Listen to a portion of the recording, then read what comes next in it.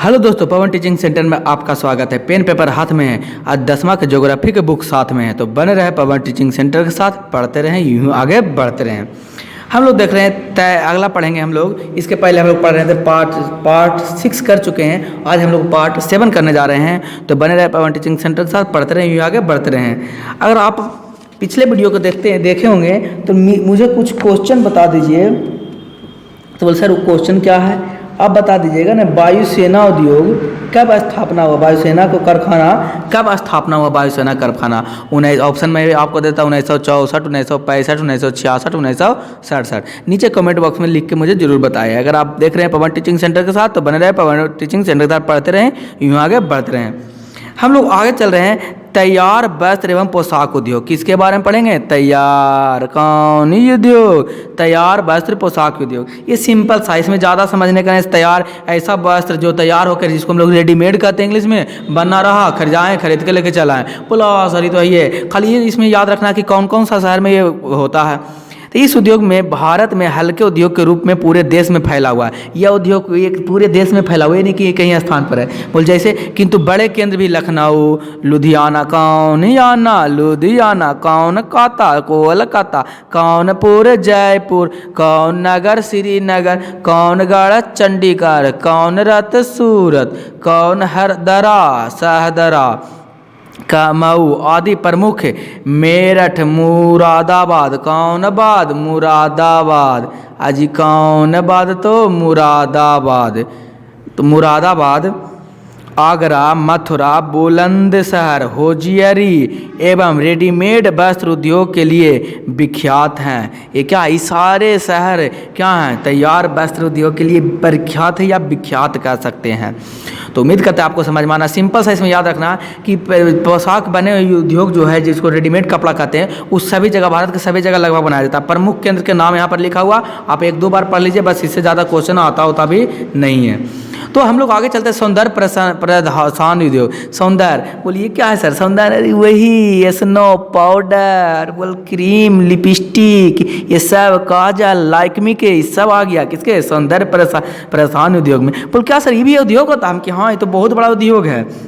देखिए सौंदर्य प्रधान के लिए भारत प्राचीन समय से ही प्रसिद्ध रहा। ये आज नहीं, नया नहीं, क्या नया लाइकमी का आ गया है, आयरला का आ गया, जिसके लिए लगा के कर रहे हैं। ये बहुत प्रसिद्ध पहले से प्रसिद्ध है। इसके अंतर्गत साबुन, तेल, पाउडर, लिपस्टिक, नेल पॉलिश एवं कृत्रिम ज्वेलरी यानी कि आभूषण, जिसको हम लोग कहते हैं आभूषण आदि हैं। इसमें तेल, पाउडर, जितना भी लिपस्टिक, नेल पॉलिश, सारा चीज़ जितना भी पोते लगी आता है मुँह में पोतने के लिए, उस सब है सौंदर्य उद्योग में आता है।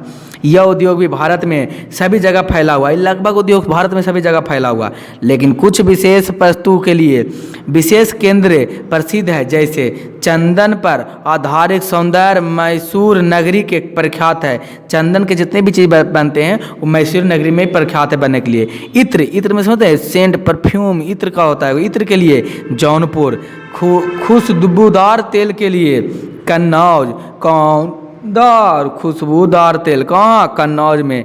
इत्र कहाँ, जैनपुर में। कौन देने योग बात, ध्यान देने योग बात।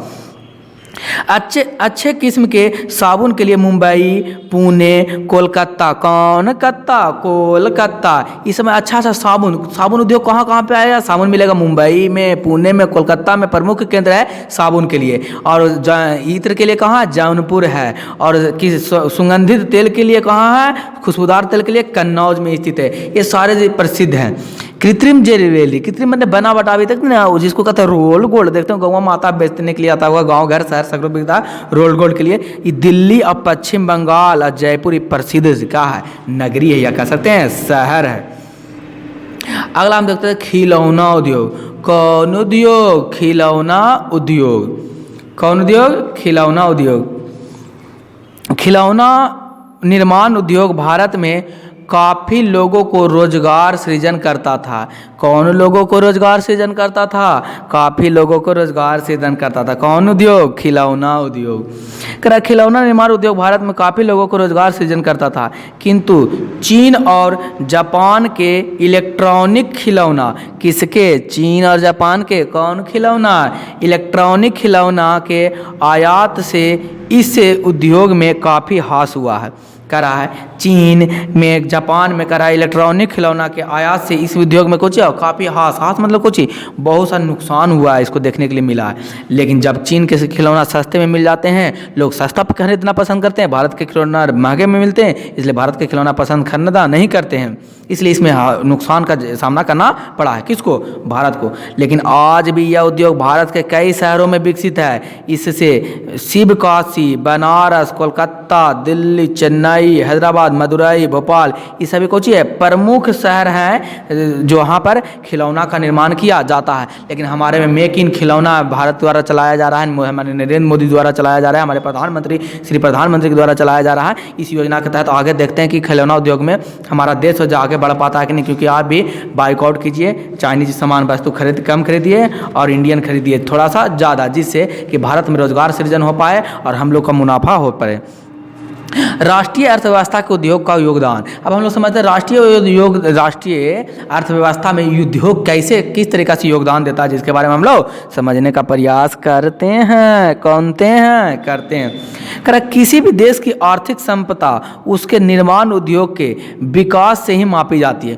कोई भी देश हो, उसकी आर्थिक संपदा नापा जाएगा निर्माण उद्योग। जितना निर्माण जिस देश में वस्तु का ज़्यादा होगा, उस देश उतना ही समृद्ध होगा। जैसे चीन में देखते हैं हर एक वस्तु का क्या चीज़ होता है, चीन में हर एक वस्तु का निर्माण होता है, लगभग सुइया से लेकर डोरा तक विदेश में बेचा जाता है। इसलिए चीन क्या है, क्या विकसित देश है। अमेरिका में भी ऐसे ही होता है। तो जितना भी आप सभी देश को आप उठा के दे सकते हैं, जितने भी विकसित देश हैं वो सभी देश क्या चीज़ हैं, विकासशील देश या विकसित देश हैं। सभी में हर एक चीज़ का निर्माण उद्योग बहुत आगे चरमोकस पर है। भारत में आने वाला समय भी अगर इस तरीक़ा से हो जाएगा तो भारत में भी क्या हो जाएगा जी, उद्योग विकास कर देगा। इसलिए देखते हैं भारत जो इंडिया के जो हमारे नरेंद्र मोदी हैं, जो नरेंद्र मोदी प्रधानमंत्री हमारे हैं, जो क्या कर रहे हैं, मेक इन इंडिया के तहत चलाए जा रहे हैं कि भारत में सारा चीज़ वस्तुओं निर्माण हो जाए। इसलिए सारा चीज़ प्राइवेटाइजेशन किया जा रहा है, जिसके कारण उद्योग निर्माण में विकास होगा और भारत के अर्थव्यवस्था में विकास होगा। और जब भारत के अर्थव्यवस्था में विकास होगा तो भारत में रहने वाले लोगों को विकास करेंगे, हम लोग अच्छी जीवन जी सकते हैं, जिससे हमारे रोजगार मिलेगा, बढ़िया से सुविधा मिल सकता है,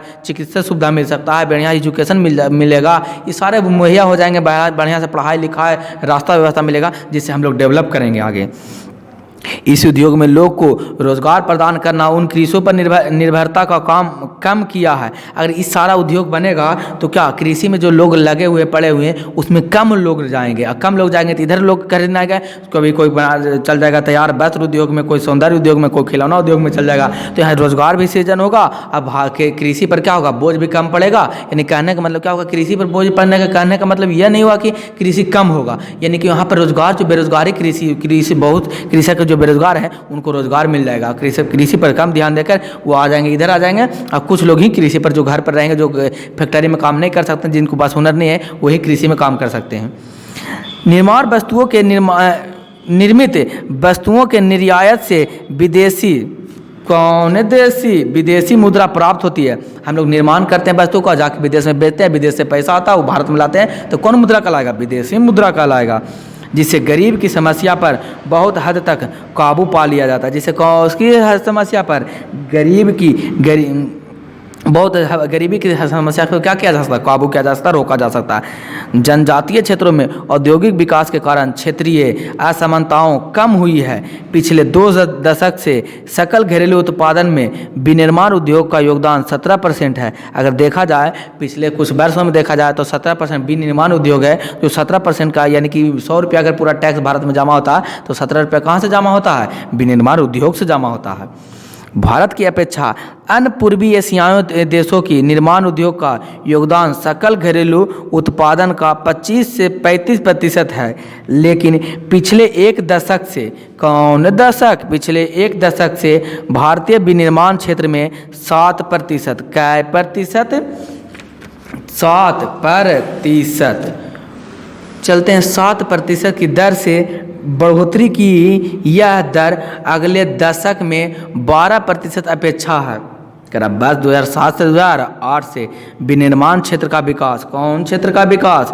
विनिर्माण क्षेत्र का विकास 9 से 10% प्रति वर्ष की दर से हुआ है। अगर देखा जाए 2007-8 के डाटा के हिसाब से हम देखें तो विनिर्माण उद्योग जो हो रहा है बढ़ रहा है कितने परसेंट से? 9 से 10% की दर से। ये क्या होते चल जा रहा है? बढ़ते हुए जा रहा है। कौची होते हुए जा रहा है जी? तो बढ़ते हुए जा रहा है। करा सरकारी नीतियों तथा औद्योगिक उत्पादन में बढ़ोतरी के नए प्रयासों के अर्थशास्त्रियों का अनुमान है कि विनिर्माण उद्योग अगले एक दशक में अपना लक्ष्य पूरा कर सकता है। अगर देखा जाए औद्योगिकरण जो है, जो आर्थिक शास्त्र है, वो सर आर्थिक शास्त्र कौन होता है? जो हमको पहले समझा दिया, हमको समझ ही नहीं आता। ये अर्थशास्त्र पढ़ी, नाम सुने अर्थशास्त्र था। अर्थशास्त्र उसे कहते हैं कि भारत में कितने पैसे की आवश्यकता है, कितने पैसे आते हैं और उस पैसे को कैसे बढ़ाया जा सकता है, डेवलप में किस तरीका जा सकता है। वैसे शास्त्रियों को अर्थशास्त्री कहा जाता है, वैसे लोगों को अर्थशास्त्री कहा जाता है। यह कहा जाता है अगले दशक में अपना लक्ष्य पूरा कर सकता है। इस उद्देश्य की पूर्ति के लिए राष्ट्रीय विनिर्माण प्रतिस्पर्धा परिषद की स्थापना की गई है। यही उद्देश्य की पूर्ति करने के लिए क्या चीज़ का निर्माण किया गया है? में राष्ट्रीय विनिर्माण प्रतिस्पर्धा का स्थापना किया गया। कौन किया गया है? स्थापना किया गया है।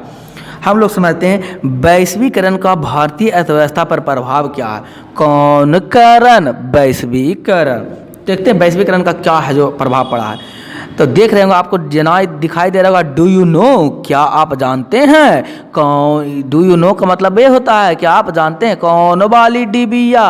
तो हैरी वाली डिबिया। कह रहा उदारीकरण क्या है? इसमें उद्योग तथा व्यापार का लाल फीताशाही के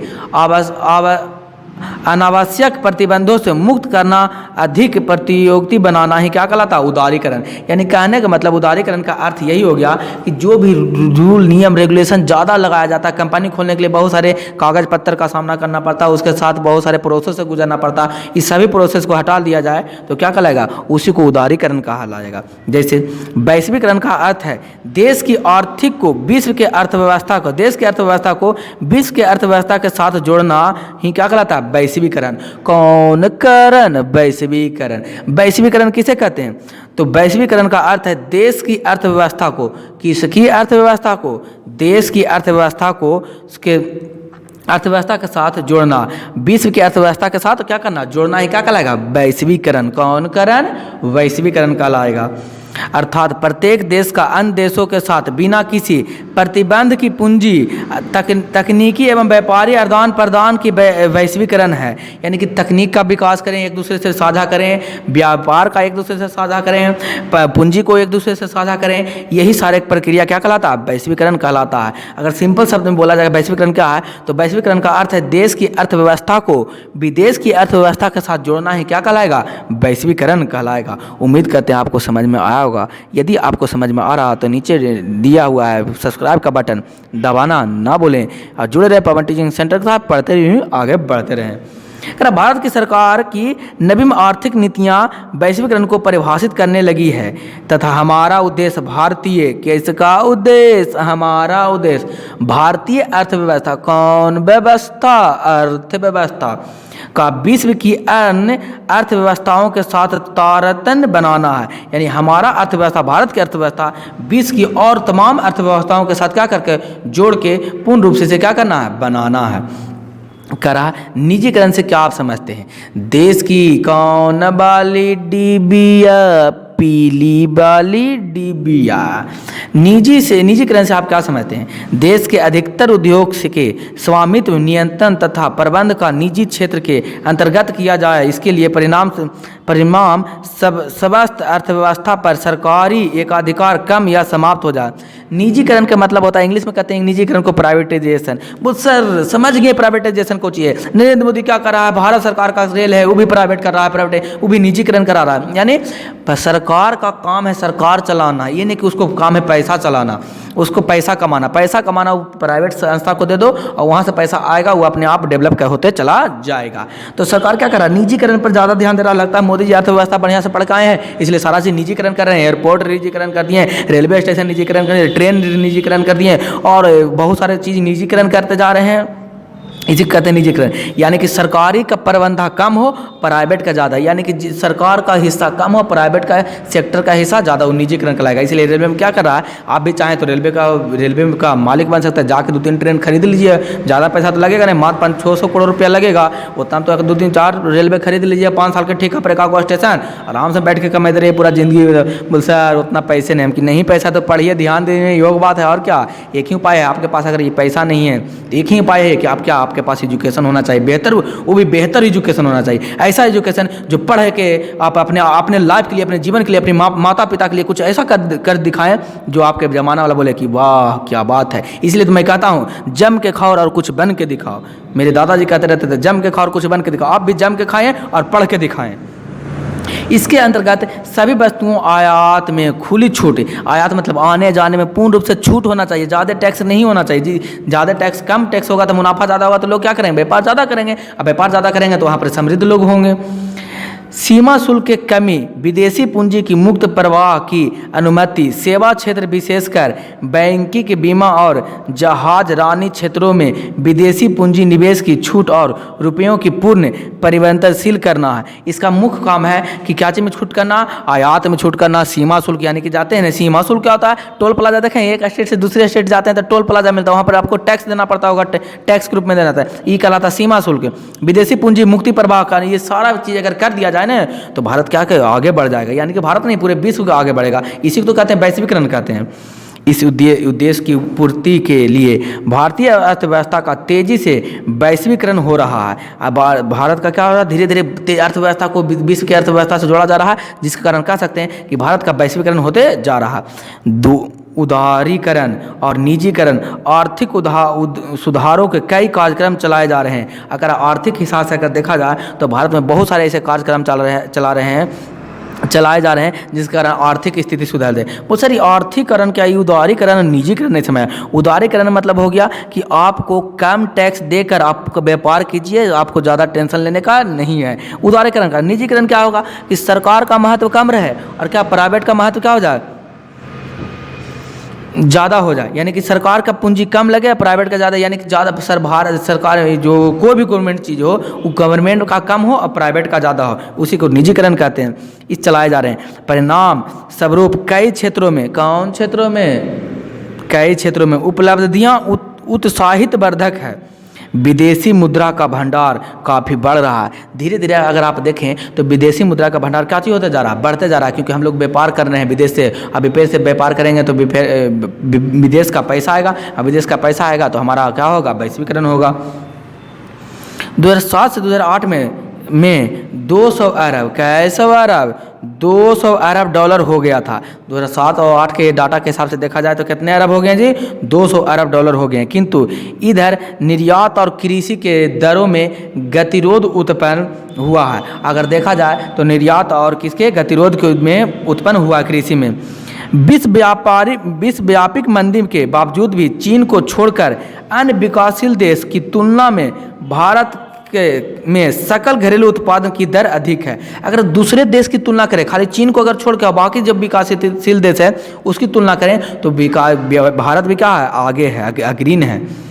किंतु सामाजिक क्षेत्रों की प्रगति संतोषजनक नहीं है। अगर देखा जाए तो सामाजिक क्षेत्रों के प्रगति है जो संतोषजनक नहीं है। भारत तो चाह रहा है विदेश करने के लिए, व्यापार करने के लिए, भारत तो चाह रहा है देश को आगे बढ़ाने के लिए, लेकिन अगर समाज के हिसाब से देखा जाए तो समाज ये बात नहीं चाहता, इसमें वृद्धि नहीं चाहता। रोजगार सृजन के अवसर कम हुए हैं। अगर देखा जाए तो रोजगार सृजन के अवसर क्या हो गए हैं, कम होते जा रहे हैं। गरीब उन्मूलन का कार्यक्रम प्रभावित हुआ। गरीबी उन्मूलन का क्या होता है, प्रभावी होते जा रहा है कार्यक्रम। अनाज का विपुल भंडार रहते हुए भी भारी संख्या में भारतवासियों कुपोषण के शिकार हैं। अगर देखा जाए भारत में अनाज की कमी नहीं है, क्योंकि भारत तो एक कृषि प्रधान देश है। कृषि प्रधान देश है तो अनाज तो उपजता ही होगा। उसके बावजूद भी भारत का एक ऐसा तबका है, ऐसे लोग कुछ हैं जहाँ को कुपोषण के शिकार हो। कुपोषण मतलब कुछ बढ़िया से उसे भोजन ना मिल पाए, जिसके कारण उसको कौन शिकार कहलाता है, कुपोषण का शिकार कहलाता है। इसका मुख्य कारण उसका क्रय शक्ति की कमी है। कौन शक्ति? क्रय शक्ति, यानी काम करने की शक्ति कम है। इसके कारण क्या? कुपोषण के शिकार होने, काम करना लोग कम चाहते हैं, इसलिए पैसा कम आएगा। पैसा कम आएगा तो ज़्यादा तो नहीं कर पाएंगे। क्या आप जानते हैं? Do you know? क्या आप जानते हैं बहुराष्ट्रीय कंपनी किसे कहते हैं? तो बोल हाँ सर मैं तो जानता हूँ कि बहुराष्ट्रीय कंपनी किसे कहते हैं। हम कि बताइए नीचे कमेंट बॉक्स में, नहीं तो हम तो पढ़ाते हैं। बोल सर ये तो लिखल है कौन वाली डिबिया? हरी वाली डिबिया में। ऐसी कंपनी जो किसी एक देश में स्थित मुख्यालय से अनेक देश में उत्पादन और सेवाओं का नियंत्रण करता है। और बहुराष्ट्रीय कंपनी क्या कहलाता है? कोई एक देश में इसका हेड क्वार्टर होगा, मुख्यालय होगा, हेड क्वार्टर होगा, और वह वहाँ से पूरे भारत में नहीं पूरे विश्व में अपना चलाएगा, बहुत सारे देशों में अपना चलाएगा। वो क्या कहलाएगा? बहुराष्ट्रीय कंपनी। बोल जैसे सर हम कि अमेजॉन क्या है? बहुराष्ट्रीय कंपनी है। जैसे मैकडोवेल सुने होंगे, पिज्जा। वो सर मज़ा आ गया, मैकडोवेल के नाम से तो पिज्जा याद आ गया। ये सब क्या है? बहुराष्ट्रीय कंपनी है जो पूरे विश्व का हेड क्वार्टर क्या है? विदेश में है, लेकिन वहां से पूरा कंडक्ट किया जाता है। जैसे ओप्पो ले लीजिए, वीवो ले लीजिए, रियलमी ले लीजिए, ये क्या है? बहुराष्ट्रीय कंपनी है जो कहाँ इसका है? हेड क्वार्टर चाइना में है, और वहां से पूरे विश्व में चलाया जाता है। इंडिया में, जापान में, ऑस्ट्रेलिया में, ऑस्ट्रेलिया में, नेपाल में, पाकिस्तान में, श्रीलंका में, म्यांमार में, कजाकिस्तान, कुवैतिस्तान, तुर्कमेनिस्तान, सभी देशों में इसका क्या चलाया जाता है। तो ये तो चला रहा है। इसका हेड क्वार्टर कहाँ है? ओप्पो का हेड क्वार्टर तो कहाँ है? चीन में है। वहीं से सारा कंडक्ट पूरे देश पर किया जा रहा है। तो ये सारे कौन कंपनी कहलाएंगे? बहुराष्ट्रीय कंपनी कहलाएंगे। हम कि हाँ सर, जैसे आप भी एक आगो एग्जाम्पल नीचे कमेंट बॉक्स में बताइए लिख के कि सर हाँ ये बहुराष्ट्रीय कंपनी है, ये विदेश से चलाया जा रहा है। तो एगो कहा सर एप्पल बहुराष्ट्रीय कंपनी है अमेरिका में, लेकिन इंडिया में भी इसका प्रचलन है। हम कि हाँ, और बहुत सारे कंपनी है बहुराष्ट्रीय कंपनी। नीचे हमें कमेंट बॉक्स में और 3-4 को लिख के बताया कि कौन कौन से बहुराष्ट्रीय कंपनी है। वैश्वीकरण के स्वदेशी उद्योगों और विशेषकर लघु एवं कुटीर उद्योग पर प्रतिकूल प्रभाव पड़ा है। अगर देखा जाए वैश्वीकरण एवं स्वदेशी उद्योग के देखा जाए तो इसका विशेषकर कुटीर उद्योग, लघु उद्योग, लघु मतलब छोटा छोटा उद्योग को लघु हम लोग समझ चुके हैं। लघु उद्योग किसको कहते हैं? घर वाला काम करता है उसको कुटीर उद्योग कहते हैं। और नहीं देखे तो पीछे को में जाके पिछला चैप्टर में आप जाके समझ सकते हैं उद्योग पर। इसी चैप्टर में पिछले वीडियो में जाके पिछले स्टार्टिंग से पढ़िए, आपको समझ में आ जाएगा। यह बात स्पष्ट रूप से कही जा सकती है कि वैश्वीकरण से हमारे अर्थव्यवस्था पर और औद्योगिक विकास पर प्रतिकूल प्रभाव पड़ता है। अगर वैश्वीकरण होगा तो हमारे अर्थव्यवस्था पर भी प्रभाव पड़ेगा। अगर पूरे वैश्वीकरण हो जाएगा, पूरे विश्व में हमारा व्यापार चलेगा, तो हमारा व्यापार क्या होगा? विदेशी मुद्रा हमारा ज़्यादा बढ़ेगा। अब विदेशी मुद्रा ज़्यादा बढ़ेगा तो हम विकास करेंगे। आगे करा उद्योग के उत्पन्न प्रदूषण का प्रभाव। अगर उद्योग तो हम कर रहे हैं तो इसमें क्या होता है? उत्पन्न प्रदूषण होता है। जब कंपनी चलता है, कारखाना चलता है, उसमें क्या होता है? उत्पन्न होता है। कौन उत्पन्न होता है? प्रदूषण। विनिर्माण उद्योग का देश के आर्थिक विकास में महत्वपूर्ण योगदान है। कौन योगदान है? आर्थिक देश में महत्वपूर्ण योगदान है। फिर भी उद्योग ने प्रदूषण को बढ़ाया है। अगर देखा जाए इसका मुख्य उद्योग से जहाँ जितना भी सारा चीज़ हम लोग पढ़ रहे हैं ये सारा कंपनी में बनता है। कंपनी में बनता है तो धुआं चलेगा, धुआं निकलेगा, और धुआं निकलेगा तो प्रदूषण कहलाएगा। अब बहुत सारे प्रदूषण होंगे, खाली धुआं का प्रदूषण, जल प्रदूषण, वायु प्रदूषण, थल प्रदूषण, तीनों प्रकार के प्रदूषण होते हैं। और पर्यावरण का क्षरण होता है। यही कारण क्या? उद्योग बढ़ रहा है, प्रदूषण बढ़ रहा है, जिसका कारण पर्यावरण का क्षरण हो रहा है। उद्योगों ने 4 प्रकार के प्रदूषण, कई प्रकार के प्रदूषण फैलाए? तो 3 प्रकार के बोलो। उद्योग कई प्रकार के फैला दिया? 4 प्रकार। कौन कौन? वायु प्रदूषण, जल प्रदूषण, भूमि प्रदूषण, ध्वनि प्रदूषण। ध्वनि मतलब शोर को पैदा करता है। तो उद्योग कितने प्रकार के प्रदूषण करते हैं? 4 प्रकार के। कौन कौन? 4 प्रकार के हैं। वायु प्रदूषण, जल प्रदूषण, भूमि, ध्वनि। फिर से एक बार को साथ में बोलिए तो उद्योग निर्माण कितने प्रकार के प्रदूषण करते हैं? हाँ बोलिए। हाँ सही। क्या प्रकार? 4 प्रकार। कौन कौन? बिना देखे हुए बोलिएगा। वायु, जल, भूमि और ध्वनि, ये 4 प्रकार करते हैं प्रदूषण होता है। किसके? उद्योग निर्माण में होता है 4 प्रकार। हम ये चारों प्रकार के बढ़िया से कल एकदम विशेष में, इसको लास्ट वीडियो होगा इस चैप्टर का, वीडियो नंबर कितना होगा? 7-8वां होगा या 9वां होगा। इसको बढ़िया से हम लोग क्या करेंगे? इसको बढ़िया से हम लोग समझने का क्या करेंगे? प्रयास करेंगे। 6 वीडियो नंबर कितना होगा? 7 ही हो जाएगा। और अगला पार्ट हम लोग 8वां पार्ट पढ़ेंगे कल, जो इस चैप्टर का लास्ट पार्ट होगा। और बहुत अच्छी तरीके से हम लोग समझ लेंगे प्रदूषण कैसे कैसे फैलता है, इसका क्या नुकसान है, क्या लाभ है, अच्छी तरीके से पढ़ेंगे। तो आज बार हम लोग इतना ही रह देते हैं। तो बने रहे पवन टीचिंग सेंटर के साथ, पढ़ते रहिए, आगे बढ़ते रहें। अंत में मैं आपको यही कहूँगा, छोटे को प्यार करें, बड़े को सम्मान करें, अपना व्यक्तित्व इस तरीके से कायम रखें कि आपके साथ रह रही स्त्री भी सुरक्षित महसूस कर सके। तो अंत में अंत तक आपका वीडियो देखने के लिए धन्यवाद। बने रहे पवन टीचिंग सेंटर के साथ, पढ़ते रहें, आगे बढ़ते रहें।